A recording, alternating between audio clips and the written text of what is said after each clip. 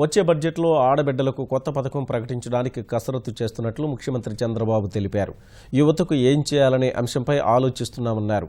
కేంద్రం ప్రకటించిన ప్రత్యేక ప్యాకేజీపై చట్టబద్ధత కోసం తాము అడుగుతున్నామని, రేపటి కేంద్ర మంత్రివర్గ సమావేశంలో ఒక స్పష్టత రావచ్చని ఆయన తెలిపారు.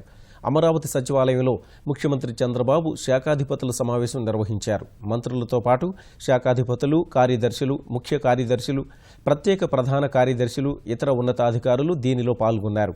మార్చి 6 నుంచి బడ్జెట్ సమావేశాలు ప్రారంభం కానున్నట్లు సీఎం తెలిపారు.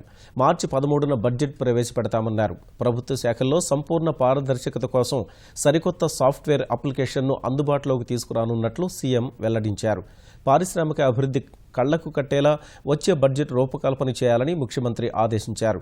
అమరావతి సచివాలయాన్ని చూసిన వారంతా సంతృప్తి వ్యక్తం చేస్తున్నారన్న సీఎం పచ్చదనం మరింత పెంచాలని ఆదేశించారు.